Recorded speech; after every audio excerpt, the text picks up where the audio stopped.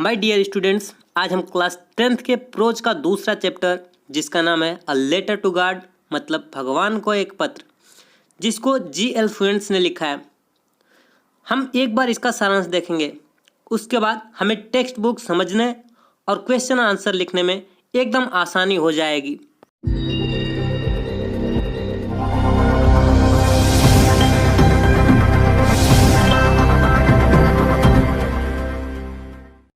तो चलिए देखते हैं।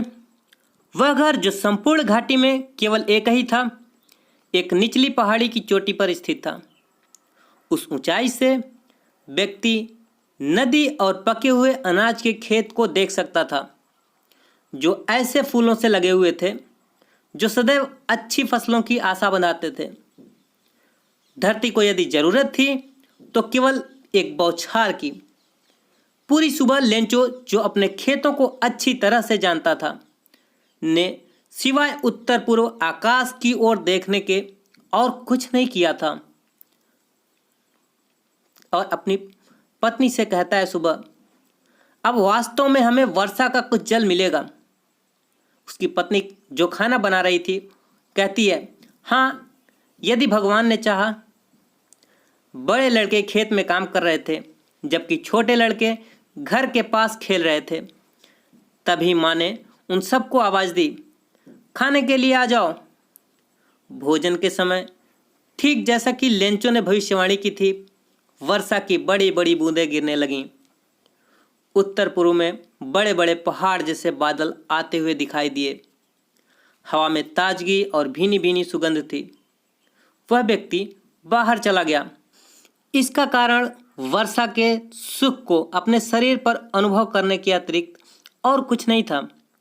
और जब वह वापस आया तो आश्चर्य से बोला, ये आकाश से गिर रही वर्षा की बूंदें नहीं हैं, ये नए सिक्के हैं। बड़ी बूंदें 10 सेंट के सिक्के हैं और छोटी बूंदें 5 सेंट के। ऐसे ही कहता चला गया। एक संतुष्ट भाव से उसने अपने पके अनाज से भरे खेतों को वर्षा की चादर से ढका हुआ देखा, परंतु अकस्मात तेज हवाएं चलने लगी और वर्षा के साथ बहुत बड़े बड़े ओले गिरने लगे। ये ओले सचमुच नए चांदी के सिक्कों के समान प्रतीत होते थे।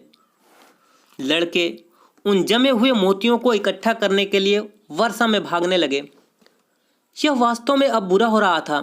लेंचो ने कहा, मुझे आशा है कि ओले गिरने जल्दी बंद हो जाएंगे। यह शीघ्र नहीं गुजरा। 1 घंटे तक ओले मकान, बाग, पहाड़ी के ढलान, अनाज के खेत, संपूर्ण घाटी पर गिरते रहे। पूरा खेत सफेद हो गया, जैसे कि नमक से ढक गया हो। वृक्षों पर एक भी पत्ता नहीं लगा रहा। अनाज पूर्णतया नष्ट हो गया। पौधों से फूल झड़ गए। लेंचो की आत्मा दुखी हो गई। जब तूफान थम गया, वह अपने खेत के बीच में खड़ा था और उसने अपने बेटों से कहा, एक टिड्डी दल के हमले के बाद भी इससे अधिक बच गया होता। ओलों ने तो कुछ नहीं छोड़ा। इस वर्ष हमें अनाज नहीं मिलेगा। वह रात बहुत दुख भरी थी। कहता है, हमारी सारी मेहनत का कोई लाभ नहीं हुआ। कोई नहीं जो हमारी सहायता करे। हम सब इस वर्ष भूखे ही रहेंगे। परंतु उन सबके दिलों में, जो इस घाटी के मध्य उस अकेले मकान में रहते थे, केवल एक ही आशा थी, भगवान से सहायता। इतना परेशान मत हो। यद्यपि ऐसा प्रतीत होता है कि यह सर्वनाश है, याद रखो, कोई भूख से नहीं मरता। कहते तो ऐसा ही है कि कोई भूख से नहीं मरता। सारी रात लेंचो एकमात्र आशा के बारे में सोचता रहा, भगवान की सहायता। जिसकी आंखें, जैसा कि उसे शिक्षा दी गई थी, बताया गया था कि सब कुछ देखती हैं, यहाँ तक कि उसके अंतःमन को भी। लेंचो मनुष्य होते हुए भी एक बैल के जैसा था, जो अपने खेतों में पशु की तरह काम करता था। किंतु फिर भी वह लिखना जानता था। अगले रविवार को सवेरे वह एक पत्र लिखने लगा, जिसे वह स्वयं शहर ले जाकर पत्र पेटिका में डालेगा। यह भगवान के नाम एक पत्र से कम नहीं था। उसने लिखा, भगवान, यदि तुमने मेरी सहायता नहीं की तो मुझे और मेरे परिवार को इस वर्ष भूखों रहना पड़ेगा। मुझे अपने खेत में दोबारा बीज बोने के लिए तथा अगली फसल आने तक गुजारा करने के लिए 100% चाहिए, क्योंकि ओलों के तूफान ने। ऐसे ही लिखते चला गया। लिफाफे पर उसने लिखा भगवान को, मतलब टू गॉड। उसने पत्राचार किया, पत्र को लिफाफे में डाला और दुखी सा शहर चला गया। डाकघर पहुंचकर उसने लिफाफे पर टिकट लगाया और इसे पत्र पेटिका में डाल दिया। एक कर्मचारी जो डाकिया था और डाकघर के कार्य में भी सदा सहायता करता था, अपने अधिकारी के पास हंसता हुआ गया और उसे भगवान के नाम वाला पत्र दिखाया।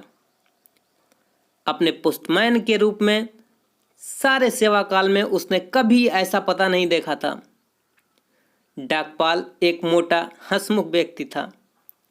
वह भी जोरों जोरों से हंसने लगा, परंतु शीघ्र ही वह गंभीर हो गया और पत्र को अपने मेज पर थपथपाते हुए बोला, कितना अटूट विश्वास है।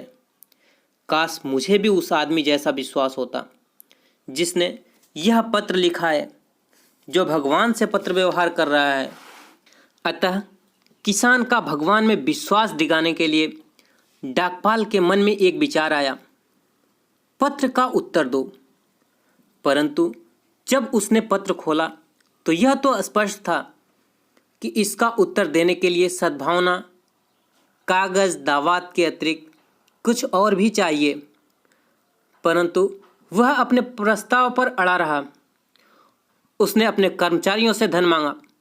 उसने स्वयं अपने वेतन का एक भाग दिया और अपने मित्रों को भी पुण्य के नाम पर कुछ देने के लिए मजबूर किया। उसके लिए 100% इकट्ठा करना असंभव था।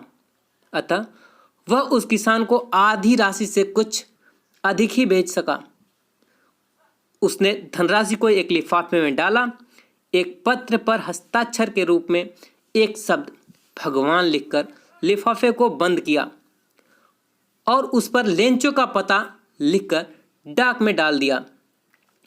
अगले रविवार यह पूछने के लिए कि उसका कोई पत्र आया अथवा नहीं, लेंचो समय से कुछ पहले ही आ गया।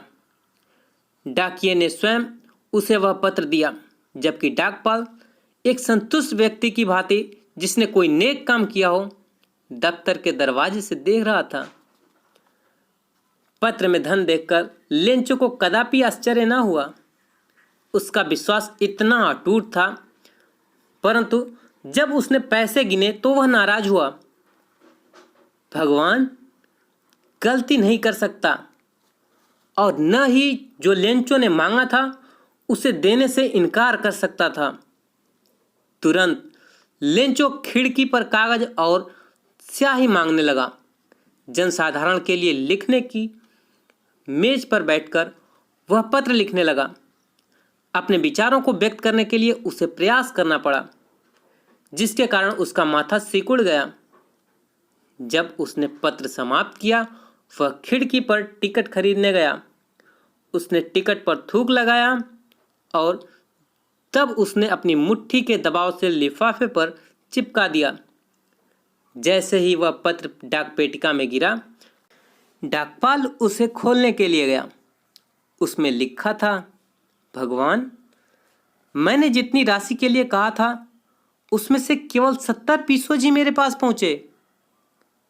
मुझे शेष धन भी भेजो, क्योंकि मुझे उसकी बहुत अधिक आवश्यकता है। परंतु यह मुझे डाक द्वारा मत भेजना, क्योंकि डाकघर के कर्मचारी धोखेबाज हैं। फिर लिखा लास्ट में लेंचो। दोस्तों, अगर हमारी वीडियो आपको अच्छी लगी हो तो मेरे वीडियो को लाइक, शेयर और चैनल को सब्सक्राइब करें। Thank you.